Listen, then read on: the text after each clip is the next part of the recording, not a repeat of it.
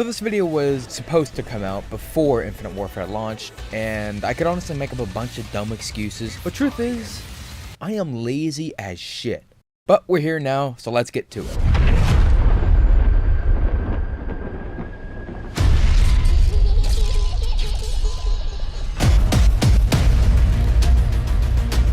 I fucking love Black Ops 3. I love the Apothicons, I love the gameplay, I love the characters, I love the mostly respectful way of incorporating the old stuff with the new stuff. I like Gorod Krovi. But for real, let's talk in depth about Black Ops 3. And believe me, there's a lot to talk about here. So grab a Snickers, pop some popcorn, etc, cliches, it's gonna be a long one. To fully cover Black Ops 3, I think it'd be better to discuss the history of the game, as it has undergone some big changes since release. So, let's get prepped for a history lesson, shall we?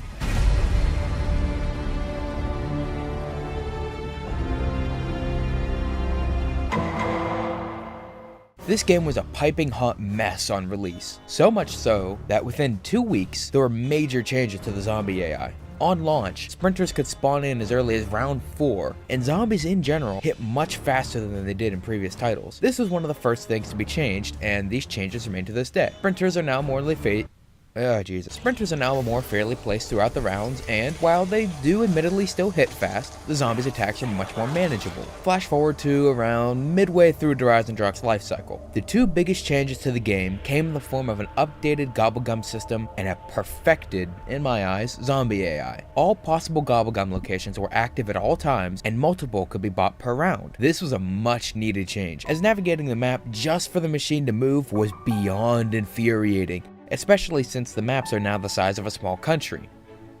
Shadows of Evil. Shortly after, the zombies were updated yet again to no longer stop the player when they hit you, so now the game was a bit more forgiving, and the dreaded Dead Man's Crouch curse was no more. These two patches are where the game really found its footing. Okay, now that history class is over, let's talk about the actual maps, why don't we?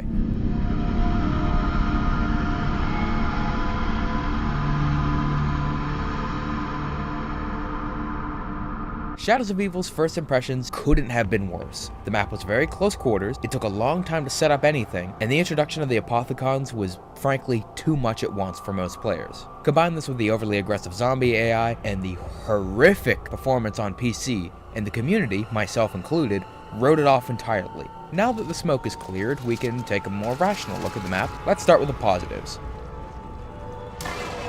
The world building of the map is fantastic, and was actually slightly expanded upon with the following DLCs. The lore of the city itself, what with the townsfolk being afraid to discuss certain areas of the maps, whispers of cults beneath the city, all of which were told to us through the reporters' foray into the city to collect info by our very own Mr. Wrapped, aka the Shadow Squid, aka Tate. The new gameplay additions such as the Simple Protector, the Sword Specialist weapons, and the Beast are solid, fun new additions. And lastly, the characters. This has always been Jason's strong point. You know it'll fry his goddamn brain. I know. I don't think you do. This is someone I know. Someone I fought alongside. You shouldn't go out like this. Okay, besides that. What the hell were you doing here? Mob of the Dead's greatest strength was its deep, emotionally complex characters. What's the matter? You can't escape your own guilt? Do you feel it? Deep down, nagging, eating away at you? Is that really what you want? And the same is true for Shadows of Evil. Each character has their own sins and demons to atone for, and all of them eventually reveal themselves to feel at least bad for their actions. Well, except for Jessica. That's one of the reasons I find her in particular so interesting. She isn't regretful of her sins and doesn't even give a thought to atoning for them, whereas the other three characters, especially Jeff Goldblum, all feel bad for their respective sins. It serves as a nice contrast in the group's dialogue, if it actually worked. Yeah, let's talk about that shit real quick. The character dialogue in Shadows of Evil just stops working at random. That robs the map, and especially the main quest, of much of its punch. However, you can just go listen to the quotes yourself and get the closure you need, but you shouldn't have to fucking do that because the map should just work. Let's talk about the much derided ritual setup. This doesn't really bother me anymore. It infuriated the shit out of me on launch. But after the rituals were patched to be much quicker, and I got over myself, the setup is nowhere near as bad as I originally thought it was. I'm so sorry. I really don't have time to explain. I have a universe to set right. Thank you, and goodbye.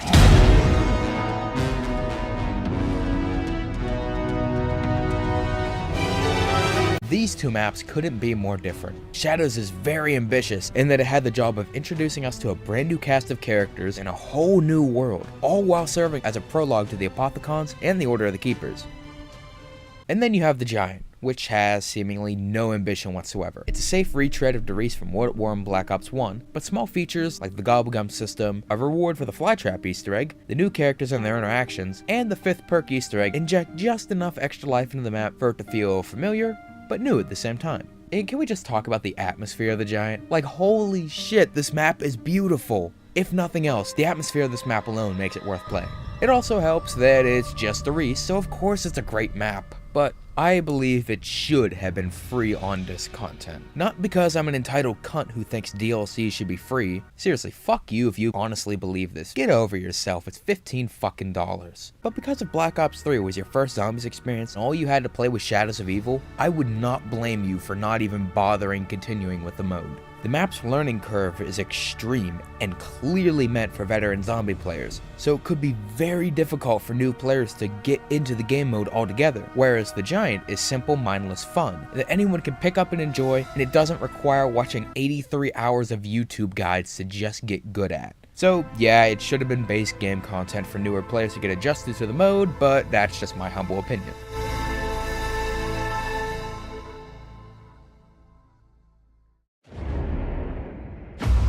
Field report. En route to somewhere new. Somewhere cold. Real cold. This map is wonderful. This map is better than I think any of us anticipated.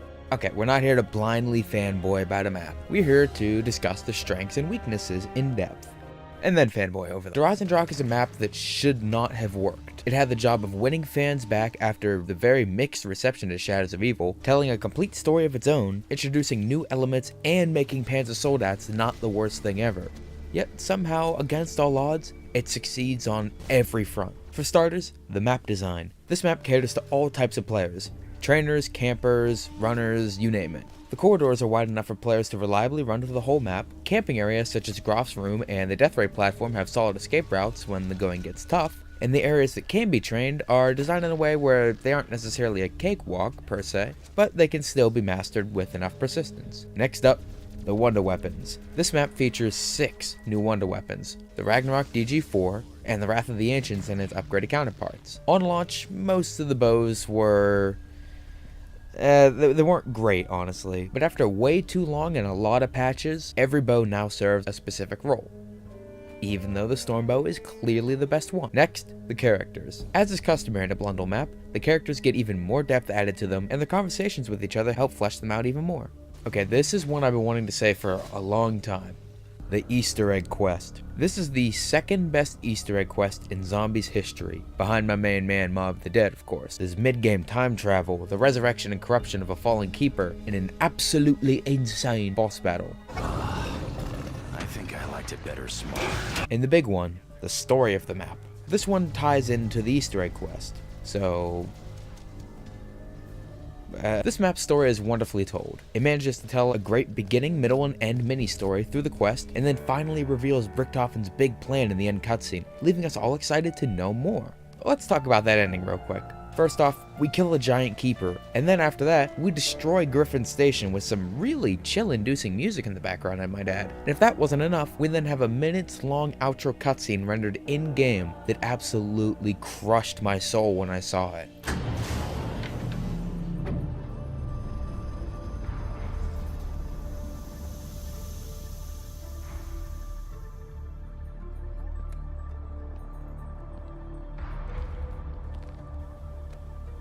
Ooh, that's rough. But despite loving this map, there's one thing I absolutely hate in it. One thing that never should have been brought back. Simon Says sucks. Simon Says sucks really bad. It was annoying in Moon, and it's annoying here. Simon Says is not a good security system, Dr. Groff. Oh, and I'm not a fan of the Soldat's heat-seeking shock charges. Those are pretty terrible. Oh, I didn't write this one down, but I remember this one. The fucking Keeper gets caught so frequently on little shit in the environment, and it will completely ruin your entire run. So that's pretty cool. Good job, everything involved.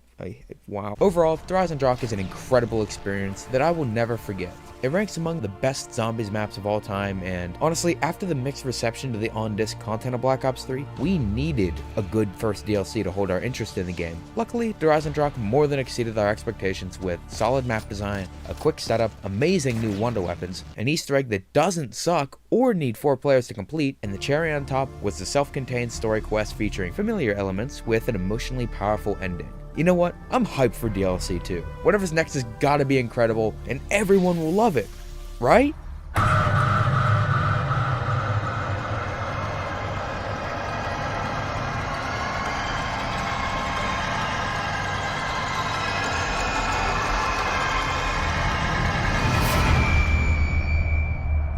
In the eyes of the community, this one is easily the worst map of the game, and to some, is one of the weakest zombies maps in existence. So is this map the pariah people claim it to be, or is it simply unjustly hated for not being Dryzen Drock? Let's discuss, starting with the things I like. First off, the setting. Just throwing it out there, from a setting standpoint, Zetsubo is one of my favorite maps of all time. The map is really dark, and the implications of Division 9's experiments are disturbing, to say the least. The map also just has a wonderfully creepy and eerie vibe to it, especially inside the main bunker that housed the aforementioned experiments. And even with a brief cameo by the Keepers, this map still feels very grounded in reality, and really brings me back to the days of World at War, especially with the inclusion of Division 9. They're pretty much just a Japanese version of Group 935, but their focus on biological mutations is an effectively unsettling spin on the research groups we've seen throughout the story. They're not just making weapons, they're fucking with nature and people. Second, the new weapons. This was a big one for me and most of the community, and Treyarch knew it since they didn't show any gameplay of the wonder weapons and instead focused on the black market weapons in the first trailer. And luckily for us, they're all fun to use and each fills a unique role. The Marshall 16s will serve CQC players, the Grand is for accurate players, and the HG40 is just an all-around solid weapon. Now, besides the black market weapons, we got 2 wonderful new wonder weapons. Oh, accidental pun. The KT-4 and the Skull of Nansapwe. Sure, the side quests to obtain both of these weapons are a bit of a pain in the ass, looking at you, Skull, but are well worth the wait as they're both incredibly fun and hilariously overpowered at the same time. Like, for real, the Skull is probably the most overpowered wonder weapon of all time, next to the Wave Gun and the Paralyzer. You know the Paralyzer, one of the 4 good things about Buried. Third, the amount of content. One of the most alluring or disheartening qualities, depending on your stance of Blundell's maps, is the sheer amount of things to do, and that is exactly where Zetsubo shines. There's an upgradable wonder weapon, a specialist weapon, the plant system, a mini boss battle, spider bait, the golden bucket, the electric shield, and for the first time since Origins, the in-game challenge and reward system. Just kinda sucks that you have to do these for the KT-4 quest. Fourth, the character quotes are really good this time around. Whether it's Richthofen's impersonations of the crew. What does Nikolai see in these? Oh, hell, pigs. I have many weapons, and did I mention I am Russian? Okay, I understand now. Or Dempsey's sudden love of puns. Guessing he wasn't a fan of that. Fuck me. My biggest fan. Ha! Been saving that one. They're just really fun to listen to this time around. And lastly, the big one for me. The outro is really powerful. Seeing a broken-spirited Takeo that's been tortured in unimaginable ways and betrayed by the man his entire life's path was built upon was rough. And honestly, these parts really hit me in the feels every time. I was a warrior. I fought many great battles for the glory of our nation, for the honor of the dying samurai spirit. I was a hero. None of us choose the means by which mercy will find us. But I am at peace. I understand what must be done. Alright, we've talked about my likes, so let's move on to the dislikes. For starters, the setup. Much like Shadows of Evil, and to a lesser extent Mob of the Dead, Zetsubo has a very long setup that pretty much involves opening the entire map just to get power on. And that's not even counting the miles of running back and forth for the Skull of Nansapwe, or the KT-4 upgrade quest in general. Yeah, because watering a plant underwater makes total sense. The new enemy types. Yeah, this one's a big problem. Thrashers and spiders are nothing short of annoying, especially the Thrashers. I'm the trash man. I come out, I throw trash all over the ring. And then I start eating garbage. And then I pick up the trash can and I bash the guy on the head. There's dozens of spores on the map that can spawn them. They can fully heal themselves by eating their undead friends. They spawn at complete random, and their deaths can just birth more of them. Pretty much there's way too fucking many of them. It's not always like that though. Every now and again you'll get a game where Thrashers appear very infrequently. But sometimes you'll get that one game where it seems like there's infinite Shreks. It's just beyond obnoxious. Also, they're like a pre-patch brute where they can just soak up 13 million bullets and never ever die. Unless you hit them with the KT-4 or the Skull. Or you can just shred them with a plane trap, because that's always fun. Alright, time for everyone's favorite. A shit zillion doors. Bad kid is a bad kid right there. If I do say so myself, I say so. That's what I'm not talking about right there, right there, right there. Ooh, bad shit.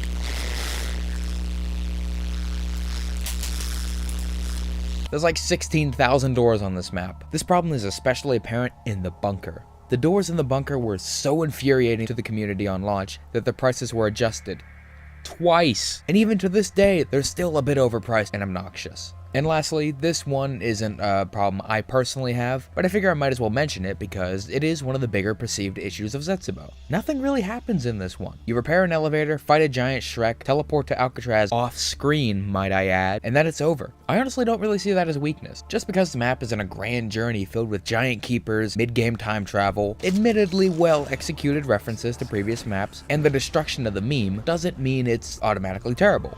The lack of any outside forces really helps emphasize the personal journey of Takeo, and also contributes to the feeling of being isolated on a creepy-ass island, which is exactly what they were going for. But just because I like it, doesn't mean I don't understand where you're coming from. After Horizon Drop, we all expected another massively over-the-top epic experience that brought back recognizable elements and treated them with respect. Don't worry though, we get that one next time to significantly diminished effect.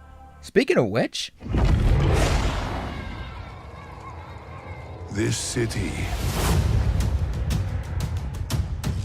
has seen more than its share of pain. Let me preface this by saying I do in fact like this map, and I think it does a lot right. Okay, now that I've said that, let's begin. Garad Krovi is a bit of a come down for me. But let's start off with what I like, so it doesn't seem like I'm blindly dogpiling on the map, and you can write that in the comments like, Rizzo, you're unfair to the obviously best map in Black Ops 3. Hey, guess what? It's called an opinion. Isn't that an interesting little thingy? First off, the setting and vibe. For minute 1, this map has a very unique vibe we've never seen before in Zombies. There's just a constant feeling of war and chaos, even from the early rounds. And out of all the dimensions we visited in Black Ops 3 so far, this is the only one that's beyond repair. This one cannot have a happy ending and is doomed from the get-go, which makes for some great exchanges between the two Nikolais in the boss fight. Second off, the new weapons. Like Zetsubo, this map features some new... Little whistle right there. This map features some new weapons such as the FFAR and L4 Siege, as well as some returning fan favorites in the form of the PPSH and MJ42, but this time in a mounted turret form. Third, the Wonder Weapons. This is usually another strong point in Blundell's maps, and continues to be the case with the Raygun Mark III and the Gauntlet of Siegfried. Third, the Time Trials. Time Trials are a really fun new element for players like me, as I usually don't hold on to zombies and just keep going. I love completing challenges and getting rewarded just by playing the game. I do think it's a little silly though that the final time trial gives you more experience points than any of the Easter eggs. That's kinda interesting. Fourth, Group 935. I like seeing them in the center of the conflict for once, and it was cool to see how immoral they really are. I mean, they purposely contaminated the Red Army with element 115 to turn them into zombies. That's pretty fucked up. And lastly, the story beats with Nikolai 1.0 are really good, even if they're a bit predictable. Like, it was pretty obvious that he's super drunk and over the top to shield himself from past trauma, but the reason we fight him is actually pretty strong. This city is the last thing this Nikolai has in life. He claims his only friend for years has been vodka, so when the only 3 people he's considered friends betray him in his eyes and tell him to surrender for a better tomorrow, he completely snaps and loses it. Which is why it's so much more potent when Nikolai 2.0 says this. Look around you, Nikolai. This world is beyond saving. You are better than this, Nikolai. Deep down, I know it to be true. And for honorable mention, Sophia. I think she's alright. And that she's the only fan service story callback that actually works in this map. So, like I said, there's a lot that I like in this one, but there's even more that I sadly don't like. Let's get into it, shall we? Number 1. The fan service. Whereas the fan service was tastefully done in Shadows of Evil and Dryzendrach, this map completely throws that out the window in favor of contrived cameos that no one cares about. Peter McCain, remember him from Shino Numa? The American spy in Group 935 the Dempsey and crew were sent to save? Yeah, well guess what, he's here for 18 seconds and is only here to get our heroes out of a sticky situation. Oh wow, they brought back Dr. Gersch. He was a big character in Ascension's Easter egg. You know, the first Easter egg in Zombies history. Well, he's dead now after a shitty minute-long escort mission. Whoa, they brought back Harvey Yena in a letter? What the fuck is the point of this? No one cares about these people. Number 2, the main quest. I usually try not to mention these unless they're really good or really bad, as they really don't make or break a map for me because I'm not the Easter egg guy. But this is one of the worst Easter egg quests in Zombies history. First off, grab a bunch of trophies from random areas around the map. Or you could have already had them on the podium without wasting my fucking time with menial bullshit. And then there's the challenges associated with these trophies. Sure, it actually kind of makes sense why you need to do these challenges, but the challenges themselves are miserable. One of them requires you to run around the map defusing bombs and will insta-down you if you're not careful. Another is defend the objective style piece of shit, and 3 of them are fucking escort missions. You know, the one thing gamers unanimously hate. Sure, let's just throw 3 of them into the most chaotic Zombies map in recent memory. And if you get too far away from the Russian Mangler, it'll walk out of bounds and kill itself. And also, you can kill the escorted targets yourself, so good luck getting the zombies that infinitely spawn, might I add, off your back. Okay, there is one cool challenge, and that's the Russian Mangler lockdown step. Fighting an infinite amount of dads in lockdown mode is actually really fun. And the fog that comes in around the map makes it kind of neat too. So, gold star, good job guys. Number 3. Now this one may not apply to everyone, but for me there's just too much going on to the point where this map can get fucking obnoxious. Kinda like Origins. Sure, Valkyries and Manglers, both enemies that have long range attacks mind you, mid-round are pretty bad. But now here's a dragon that's just gonna breathe fire on your only escape route, and you just so happen to not have a shield. Even if you escape alive, all those zombies are now exploders, so that completely rules out killing them with the gauntlet, as they'll just explode and kill you. So you see what I'm getting at, right? And last but certainly not best, the sloppy introduction of Dr. Monty. This is where things started to turn heads for the story buffs in Black Ops 3. And for good reason. Dr. Monty is out of nowhere presented as this godlike character who knows way more than us and that can choose exactly who he wants to talk to somehow. Wait, what? How? But you know what? We'll talk about him more in the Revelations segment. Oh, and one last thing. The process to obtain the gauntlet involves way too much waiting around for dick all to happen. So, overall, Gorod Krovi is still a very solid map, and I know the community absolutely adores this one, but I just can't bring myself to love it. And just because I don't like it, doesn't mean I'm telling you that you're wrong. Everyone has their opinions, and that's fine. Gorod Krovi is just not my cup of tea. This map is ambitious as hell, and clearly wants to be Dryzendrach 2.0 in terms of its scope, but contrived fan service cameos, an awful Easter egg, and frankly way too much shit going on at once makes Gorod Krovi a more mixed experience for me.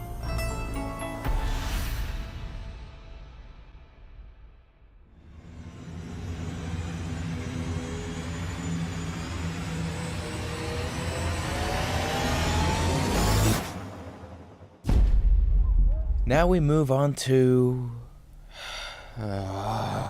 Revelations, boyos. Oh my god, Revelations is the worst map ever. Oh, Blundell said we would get to use the stabs again. Well, the cutscene wasn't 48 minutes long. Fuck this. All kidding aside, I personally really enjoy Revelations, but recognize that, like Gorod Krovi, it's a bit weaker than previous entries. I know some people didn't find this map satisfying due to perceived missed opportunities, which is totally fine by me. We'd be a very boring hive mind if we all thought and acted the exact same way. But I've seen a lot of entitled brats screaming and hollering about, after this season of content that actually tried new things, Jason Blundell personally still owes me more. Newsflash, the artist owes you jack shit. Now that that's out of the way, let's talk about my likes and dislikes about Revelations. For starters, I really like the, pardon the pun, revelations in this map. The previous friendship between Monty and Shadow Man, the extent and limitation of Monty's powers and what he's done. We finally got confirmation that the children were vessels for our heroes' eternal souls, and I really like the slightly expanded lore of the Apothicons and Keepers. But most importantly, more so than the revelations in the map, This map is fucking fun. It's casual zombie killing at its not necessarily finest, but it's strong nonetheless. The inclusion of multiple wonder weapons, new black market weapons, and of course my main man, the M1927, really help the map just be more fun to play. I also really dig the Keeper Protector, the time trials returning, and of course, the Lucas turrets. Oh yeah, the many different types of enemies. That's pretty cool too. And the map is beyond gorgeous looking. Okay, it's time to talk about it. You know what I speak of. You remember. The fact that this map is primarily made up of familiar play spaces. I really like this. I don't think I would've if the areas were literally just one-for-one remakes, haphazardly smashed together and connected by a shitty tunnel or something. But the layouts are changed just enough to keep it feeling familiar but fresh, and the injection of new things such as the Apothicons and the Keepers to old maps is a really nice novelty for someone like myself who adores mixing the old with the new. So it would seem that I love Revelations, right? Well, there are some things that I don't exactly care for. Number 1. For being a full-on invasion, the threat of the Apothicons feels a little understated. Besides the occasional Parasite round and Margwa, the only consistently present Apothicon enemy type is the Fury and the Space Dad. Number 2, the amount of missed opportunities and story blunders in this map. Oh boy! Let's just list them real quick, shall we?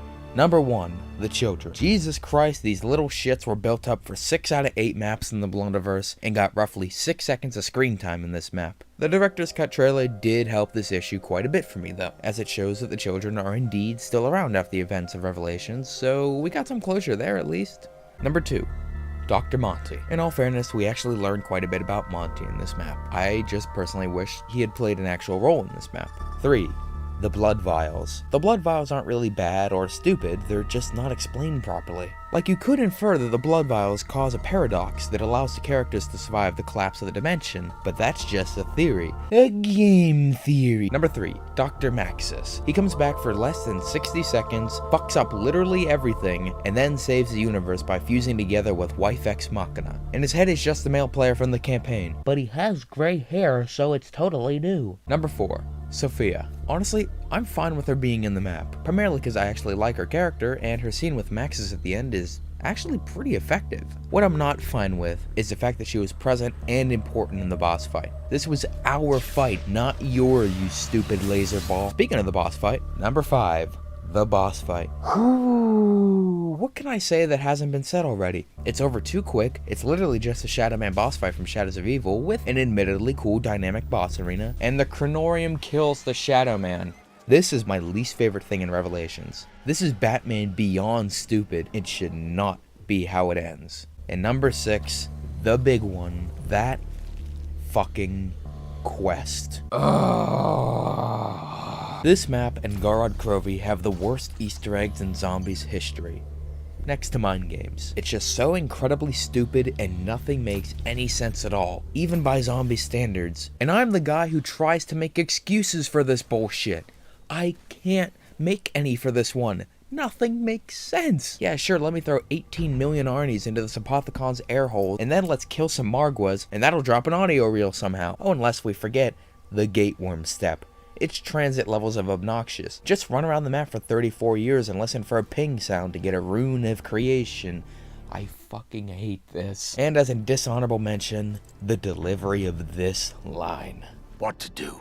What to do? Come on, McDowell, you worked with Kubrick for fuck's sake. You can act. What are you doing here? But Rizzo, aren't you forgetting premise in the ending? No, I'm not, because I don't consider it good or bad, because we don't even completely understand it yet. Like, did Richtofen want this to happen? Did the blood vials change something in this cycle? Were Dempsey and Richtofen planning something together? Is Richtofen just a really hardcore LARPer? We don't know the answers to these questions because this ending is poorly conveyed to us, just like the Origins ending. And like the Origins ending, I have a feeling it'll make a lot more sense in a few years, but for now, I'm just beyond confused and can only form my own headcanon. So overall, Revelations is not a bad map, and it's certainly not the worst map ever. It is disappointing though, and for some, that is just as bad, if not worse, than being downright abysmal. But I personally really enjoyed this one from a gameplay and visual standpoint, and I actually liked a good chunk of the story threads. But like Garrod Krovi, There's too many new things introduced too quickly, and as a result, it feels rushed in certain areas, especially Dr. Monty. Okay, I really didn't want to have to talk about him, but we have to. I'm mixed on him. I like that he's a little bit more laid back and snarky, and I absolutely love that he was forced to reveal his true colors at the end of Revelations. But at the same time, I don't know enough about his motivations and knowledge. Is Monty aware of the cycle? Did he purposely restart the cycle? Is Monty evil, or is he just an overprotective, selfish dad? But regardless of how you feel about him, you have to understand. This character was a lose-lose situation. If you introduced him earlier, it could have and probably would have detracted from our hero's personal journeys, and if you introduced him later, it comes off as weird and rushed. This is the reason I don't hate Dr. Monty. Because of how great everything that followed was, I'm gonna give Jason and Co the benefit of the doubt. This is the ending of a second installment of a seemingly unending story, and I'll treat Monty's introduction as such. He's a mysterious antagonist that'll get more development in the next installment, or in the comics, I guess. Because if this is actually the end of Blundell's story, and it never picks up from here, which I highly doubt, mind you, this is a huge letdown and a depressing waste of potential. Now that I've finished, in the words of Eric, pretentiously talking about the maps, let's rank them. Now keep in mind, you may not agree with my picks, and that's totally fine. I'm not telling you your picks are wrong. These are just mine. Number 1, Der Eisendrache.